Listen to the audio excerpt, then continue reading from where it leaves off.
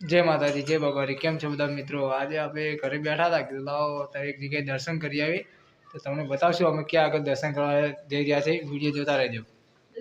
આપણે પહોંચી ગયા નારસુંગા વીરમાના દર્શન કરવા। આ મંદિર અમારા ગામમાં જ આવેલું છે, રસાણા મોટા। તો અંદર આપણે જઈ રહ્યા છે। જુઓ તમે ખાલી આગળ આ બધા ફોટા મારેલા છે। તમે જુઓ ખાલી આ ફોટા મારે છે। કોઈને સંતાન ના થતું હોય તો અહીંયા બાધા રાખવાથી સંતાન થાય છે। અહીંયા આગળ આ તસવીર એને મારેલી છે બધી આરી આગળ જેને બાળક થાય એ અહીંયા આગળ તસવીર લગાવે છે।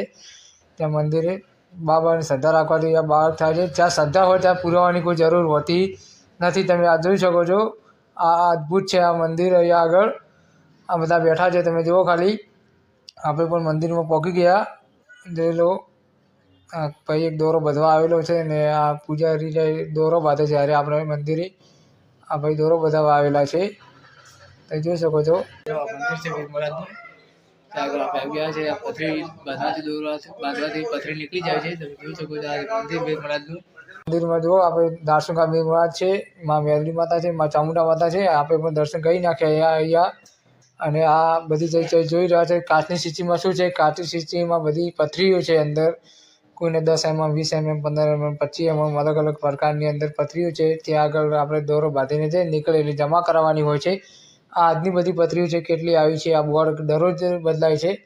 આ જોઈ શકો છો તમે પથરીઓ કાચની શીશીમાં અલગ અલગ પ્રકારની પથરીઓ છે। કોઈને નાની મોટી અલગ અલગ અહીંયા આગળ જમા કરાવવી પડે છે। આ છે બોર્ડ। ત્યાં આગળ દર પાંચમની લિસ્ટ હોય છે। ત્યાં આગળ બધું લખેલું છે। ત્યાં હવનકુંડી છે। આ બધા બોકડા છે તમે જોઈ શકો છો। અહીંયા આવીને બધા બેસે છે। અહીંયા બોકડા ઉપર બધા બેસે છે।